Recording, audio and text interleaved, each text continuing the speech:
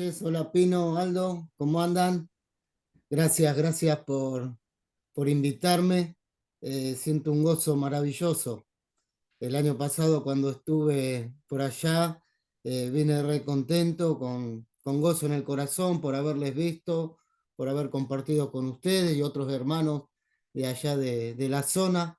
Así que me siento muy contento y halagado para poder compartir la palabra en esta noche. Sigan orando por la iglesia acá en Belgrano. Estamos creciendo, gracias al Señor. Estamos madurando muchas cosas. Ustedes saben que es una iglesia que tuvo bastante ida y vuelta, pero bueno, ya ahora estamos haciendo por lo menos 2 veces la cena del Señor en el mes. La idea es ya el próximo, quizás para septiembre, ya hacerla cada domingo. Para mí es una bendición poder identificarnos también como iglesia cristiana evangélica. Son obras que solamente Dios la está haciendo. Estamos ahí hablando con los hermanos de zona sudeste, a ver si podemos estar ahí también alineados con ellos. Así que estén orando. Hay 2 jóvenes de la iglesia que están en el Müller, haciéndolo vía Zoom, justamente con zona sudeste.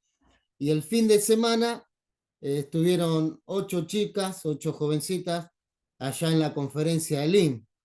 Yo le compartí a Carlitos Lafitte. Para mí es un gozo grande por el sacrificio que hicieron.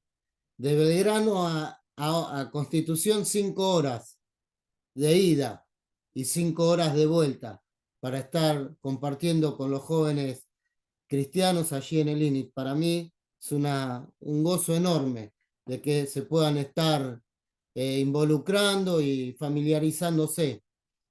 Tenemos pensado para la primavera ir al Hogar El Alba, que no conocen. También vamos a estar en el picnic, no con zona sur, que es lo que me gustaría, pero vamos a estar con zona sudeste porque tenemos muy cerquita Cachas Común con Alfredo Pose, que hace poquito nos vino a visitar y a tomar la palabra, así que estamos armando vínculos de comunión con los hermanos de las asambleas, que para mí es un paso importante lo que el Señor está haciendo. Así que les dejo como desafío que oren por lo menos una vez por mes o 2 veces al año por Belgrano que está creciendo. Muy bien, vamos a tomar estos minutos para compartir algo en la palabra de Dios. Yo les invito a que abramos nuestras Biblias en Efesios capítulo 4. Efesios capítulo 4, como ya sabemos, es en la parte donde empieza a vincularse la doctrina con la vida cristiana, con la vida práctica.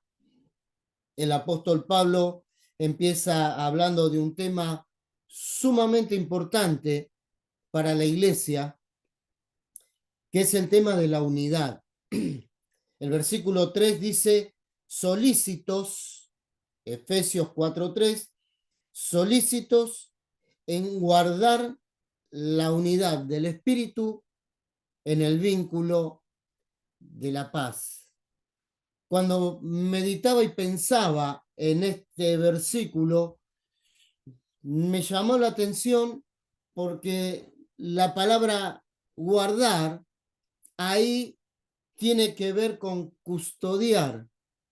Es la misma palabra que aparece en Hechos capítulo 12:5 cuando dice que Pedro estaba custodiado en la cárcel. Por lo tanto, pensaba en esto de la importancia, yo titulé la importancia de custodiar la unidad.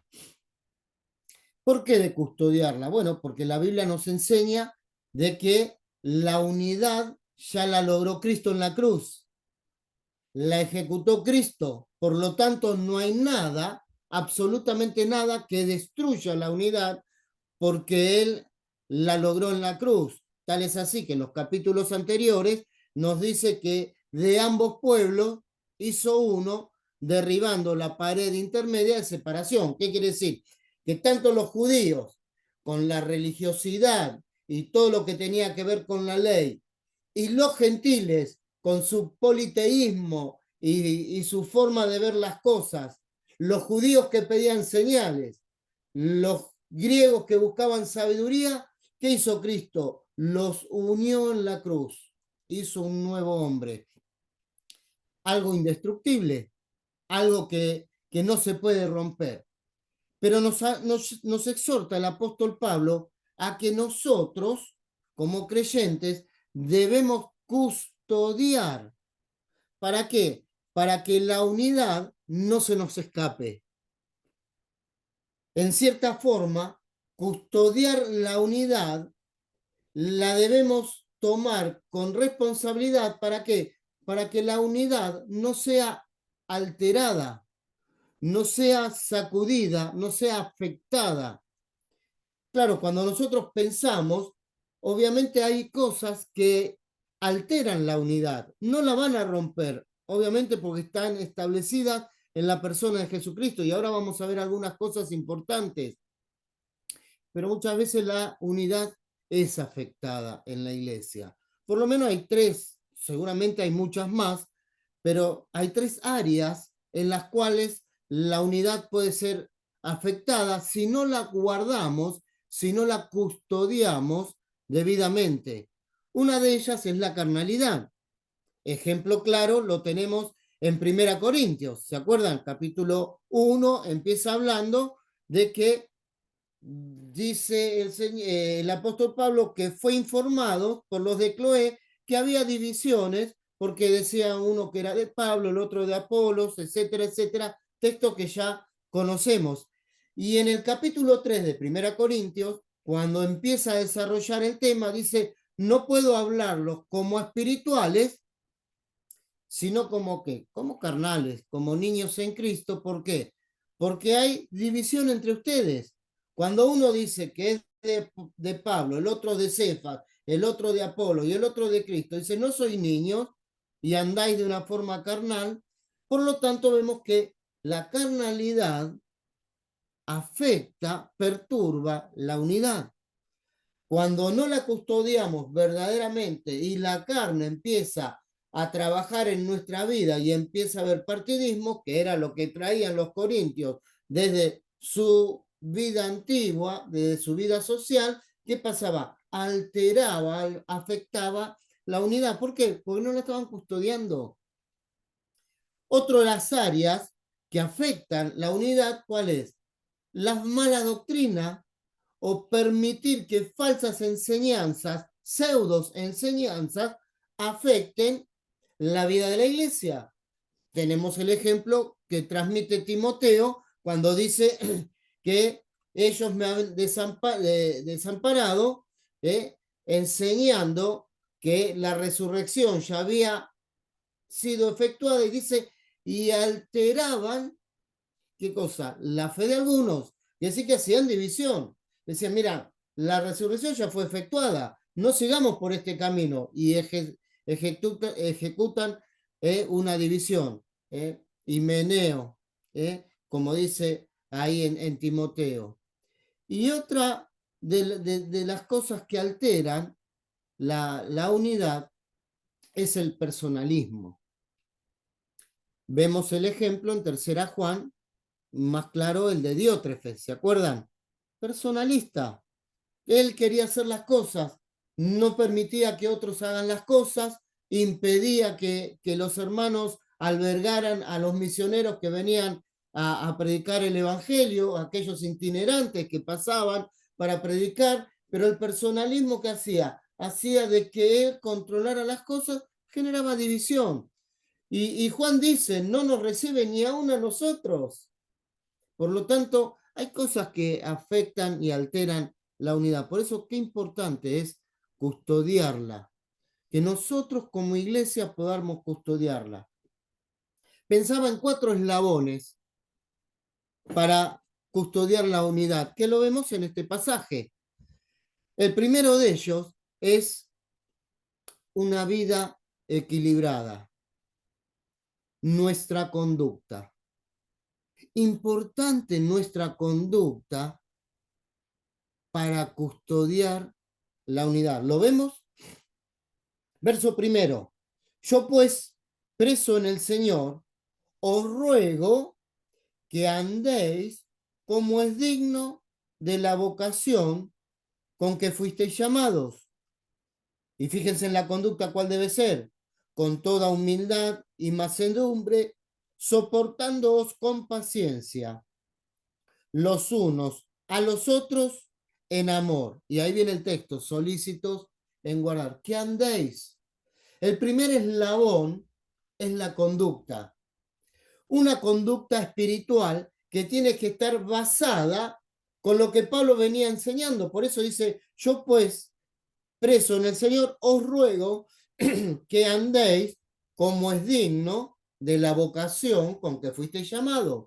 ¿Cuál es esa vocación? Se repite la palabra, no es una redundancia, sino es una afirmación que dice, como habéis sido llamados con el llamamiento de Dios. ¿Cuál es ese llamamiento? De una forma equilibrada, por eso dice que andéis como es digno. Ahí la palabra digno es equilibrado. ¿De qué manera? Equilibrar todo lo que sabemos, todo lo que conocemos, juntamente con la vida. Ahora, en esta conducta mantiene la unidad porque dice, solícitos, que andéis como es digno de la vocación con que fuisteis llamados, con toda humildad y mansedumbre, soportándoos con paciencia, y ahí viene el vínculo, los unos a los otros. Qué importante es la conducta cristiana, vivir lo que aprendemos, vivir lo que predicamos. Que nuestro andar cristiano, sostenido en la humildad y en la mansedumbre, va a hacer que podamos soportarnos con paciencia.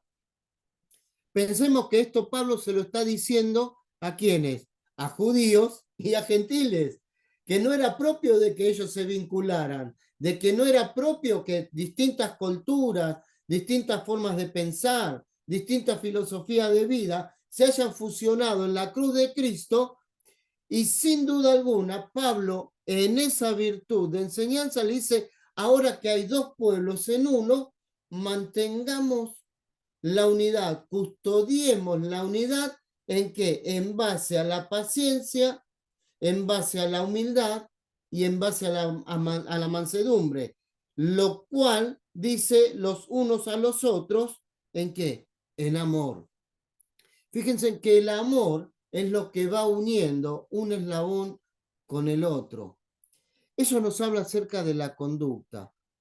Quiere decir que custodiar, guardar la unidad requiere de cada uno de nosotros una vida cristiana digna de lo que aprendemos. ¿Basado en qué? Precisamente en nuestra humildad y en nuestra mansedumbre. Por eso qué importante, ¿no? Aquellas cosas que afectan la unidad, la carnalidad, el personalismo, enseñanzas que vienen de afuera, van a perturbar. Pero si nosotros empezamos a vivir la vida cristiana conforme a lo que Dios nos va enseñando, va a haber una armonía tal que con paciencia podamos soportar, llevar sobre los hombros el peso los unos para con los otros. El segundo eslabón nos habla del contenido de la unidad. Qué importante, ¿no? Porque la unidad, como bien dijimos recién, la logró Cristo en la cruz, pero tiene un contenido maravilloso. Y lo vemos en el versículo 4. Fíjense, un cuerpo, un espíritu, como también fuisteis llamados en una misma esperanza de vuestra vocación, un Señor, una fe, un bautismo, un Dios y Padre de todos, el cual es sobre todos y por todos y en todos. Ahí encontramos ahora el contenido de la unidad. Nuestra unidad no está basada en hechos, podríamos decir, ficticios, en interpretaciones de lo que a nosotros nos parece, interpretaciones subjetivas, sino que están basados precisamente no solo en la enseñanza, sino en una persona, que es la persona de nuestro Señor Jesucristo. Por eso dice un Señor. Hoy muchas personas, muchos grupos, se mantienen unidos en base a una ideología, en base a una postura, ya sea política, filosófica, religiosa, la que usted quiera ponerle, pero nosotros tenemos a una persona, que es la persona del Señor Jesucristo. Por eso dice un Señor. Ese es el contenido de la unidad. Pero además dice una fe, no la fe como medio de salvación, porque ya está hablando a los creyentes, pero fe en qué? En unidad precisamente de lo que creemos. Creemos una misma cosa, tenemos una misma enseñanza, estamos orientados frente a un mismo enfoque bíblico del cual nosotros de ahí tomamos principios espirituales. ¿Para qué? Para poder desarrollarlos, y lo vamos a ver más adelante, y crecer en el vínculo de esa unidad. Por eso nuestra unidad está basada en que en este contenido maravilloso, porque además dice un bautismo. Y acá bautismo, como ya todos sabemos y así lo hemos aprendido, está hablando del bautismo del creyente cuando es introducido en el Espíritu Santo, en el cuerpo de Cristo que es la iglesia. Por lo tanto, ese contenido de unidad que nos revela a un Señor, a una creencia que tenemos todos en común y a ese bautismo en el cual todos estamos sumergidos, que nos hace hacer parte del cuerpo de Jesucristo, del mismo cuerpo, de ese cuerpo en el cual él va a decir más adelante que es la cabeza. Lo tercero que nos revela la unidad por la cual nosotros la debemos custodiar es porque esta unidad tiene un costo, tuvo un costo. Y lo vamos a ver ahora en el versículo 7. Fíjense en ustedes lo que dice. Pero a cada uno de nosotros fue dada la gracia conforme a la medida del don de Cristo, por lo cual dice, subiendo a lo alto, llevó cautiva la cautividad y dio dones a los hombres. Y presten atención. ¿Y esto de qué subió? ¿Qué es sino que también había descendido primero a las partes más bajas de la tierra? El que descendió es el mismo que también subió por encima de todos los cielos para llenarlo todo.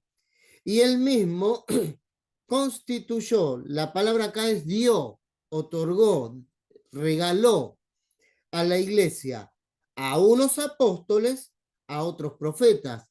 Claramente está hablando de los dones fundantes, que ya no están vigentes u operativos, como quieras llamarle. Dice además a otros evangelistas, a otros pastores y maestros. Acá sí hay dones que son dones edificantes, porque estos sí están vigentes y operativos, los cuales están hoy en virtud de la iglesia. Dice, a fin de perfeccionar, es decir, equipar a los santos. La palabra ahí es una palabra muy importante que es amueblar. Es como que alguien amuebla un lugar para que esté con todo el confort y todas las comodidades, para que nada falte. Y eso es lo que hacen nuestros hermanos que nos enseñan y nos guían en las cosas del Señor, a fin de perfeccionar a los santos para la obra del ministerio, para la edificación del cuerpo de Cristo, hasta que todos lleguemos a la unidad de la fe y del conocimiento del Hijo de Dios, a un varón perfecto, a la medida de la estatura de la plenitud de Cristo. ¿Con qué propósito? Para que ya no seamos niños fluctuantes, llevados por doquiera de todo viento de doctrina, por estratagemas de hombres que para engañar emplean con artimañas, con astucia las artimañas del error. Y hermanos, acá encontramos el costo de la unidad, la obra de la cruz.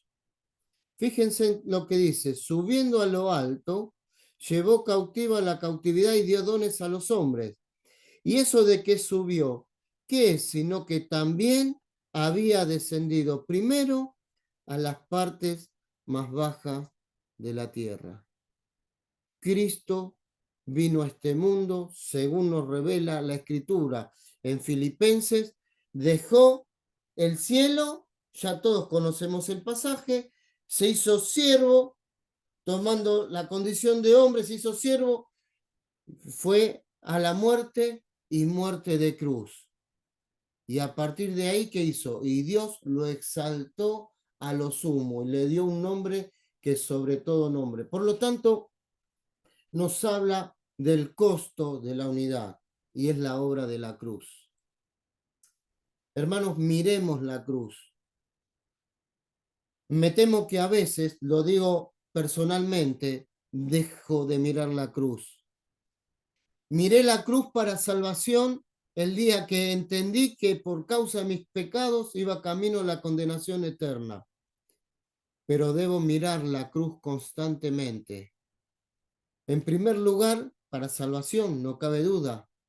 Mirar la cruz para santificación, porque una vida de santidad es lo que a mí me lleva a tener una conducta cristiana, como veíamos recién. Pero también mirar la cruz para una vida de servicio. A veces empezamos a tomar el servicio como propio y nos adueñamos del servicio, y al adueñarnos del servicio tomamos ese personalismo que hablábamos recién y empieza a agitar la unidad. Fíjense que el texto empieza, pero a cada uno de nosotros nos fue dada la gracia conforme a la medida del don de Cristo. Cristo nos dio dones a nosotros. Cada uno de nosotros tenemos un don particular. Cada uno de nosotros tiene un don para desarrollar. Compartíamos recién, los jóvenes en la enseñanza en la escuela dominical, hermanos que apoyan, alientan, exhortan, corrigen, hermanos que ofrendan, que dan a la obra. Y ahí encontramos una infinidad de dones espirituales que Cristo los dio a la iglesia en virtud a la unidad, porque después ahora lo vamos a ver en el último punto. Fíjense en lo importante del costo, ¿no? Cristo murió y resucitó. Y es toda la ilustración de que nos dice, subiendo a lo alto, llevó cautiva la cautividad y dio dones a los hombres. Es toda la ilustración de un rey triunfante que conquistó un lugar y tomó los botines para repartirlo entre el pueblo. Es lo que hizo Cristo. Triunfó en la cruz, resucitando de entre los muertos, este rey triunfante que tomó de los cautivos y nos dio a la iglesia como regalos, como resultado del costo en morir en la cruz por cada uno de nosotros. Pero en cuarto y último lugar, el último eslabón, nos dice, versículo 15, así que, siguiendo la verdad, en amor, repite otra vez el amor, dice, crezcamos en todo en aquel que es la cabeza, esto es Cristo, de quien todo el cuerpo, bien concertado y unido entre sí por las coyunturas que se ayudan mutuamente según la actividad propia de cada miembro, va creciendo para ir edificándose en amor. Y el cuarto eslabón para guardar en la unidad es el crecimiento. Ahora, fíjense en que siempre habla de cada uno de nosotros individualmente. A cada uno nos fue dado un don. Y acá dice el versículo que hemos leído, para que crezcamos en todo aquel que es la cabeza, de quien todo el cuerpo, bien concertado y unido entre sí por todas las coyunturas que se ayudan mutuamente según la actividad propia de quién, de cada miembro, de cada uno de nosotros. Y ahí nos habla acerca de las coyunturas. Yo mucho no sé, Aldo lo puede explicar mucho mejor, pero lo poco que leí y entendí, que la coyuntura es el punto de unión donde hay nutrición y el cuerpo se va desarrollando y va creciendo. Pensaba, hermanos, lo importante que es que cada uno de nosotros podamos crecer espiritualmente. Porque cuando cada uno de nosotros crecemos, somos el punto de unión de ese crecimiento.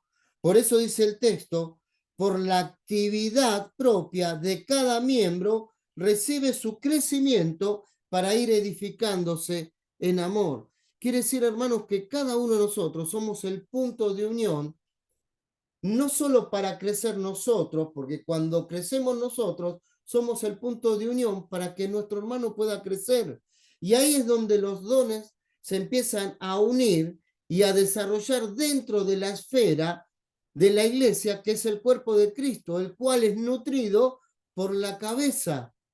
Quiere decir que Cristo como cabeza nos va nutriendo y nosotros en virtud del cuerpo, en esa unidad y en ese punto de unión en los cuales cada uno de nosotros, de los que hoy estamos aquí y los que pertenecemos a la iglesia de Cristo, somos importantes para que la iglesia crezca, orando unos por otros, enseñando la palabra. ¿Cuántas veces somos sostenidos por las hermanas? Y hay una hermana de años en la iglesia que seguramente ora por cada uno de ustedes. Ese es el punto de unión de crecimiento. Hermanos que están involucrados en la tarea en la niñez, que van a buscar a los niños en la escuela dominical. Hermanos jóvenes que están trabajando y van a limpiar la iglesia, que van a trabajar en algunas áreas de la escuela dominical, y ahí podríamos enumerar cuántas cosas dentro del don de servicio, pero qué importante, ¿no? Cada uno de nosotros ser punto de vínculo para el crecimiento. Pensaba, hermano, justamente hoy, donde la sociedad se pelea, donde las familias se destruyen, donde hay hogares que se dividen, iglesias que se dividen. Pero nosotros ser parte de ese vínculo de crecimiento. Qué es lindo poder tener a la iglesia cerca, a los hermanos al pie del cañón, sentir el cálido afecto de la unidad, de orar unos por los otros, hermanos que están pasando por la prueba de enfermedad, una palabra de aliento, un mensajito, una enseñanza, un versículo, cuántas cosas, ¿no?, que nos motivan para guardar la unidad. Por eso quería, ya se nos fue el tiempo, compartir brevemente este pensamiento. Hermanos, nuestro compromiso, tu compromiso, mi compromiso en custodiar la unidad para que nada la altere. Y en ese eslabón de paz y amor que va uniendo cada uno, valga la redundancia, de los eslabones, por lo menos estos 4 que nos enseña Pablo acá en la epístola a los Efesios.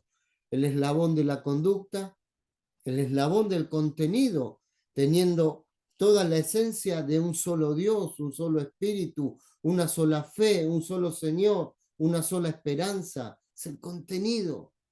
El costo de la unidad, el tercer eslabón, del cual Cristo dio su vida por cada uno de nosotros, para que nosotros ahora estemos en virtud de la iglesia y custodiemos la unidad en base a ese sacrificio. No dejemos de mirar la cruz, hermanos. Y el cuarto y último es lugar, el eslabón del crecimiento, de los cuales vos y yo estamos comprometidos a crecer porque somos el punto de unión, la coyuntura para que el otro hermano pueda crecer y uno pueda crecer con el otro. Una iglesia unida es una iglesia fuerte. Pensaba, acá está el río, acá a 3 cuadras, ¿no? Y no se puede pescar con red, pero muchos tienen la línea, ¿no?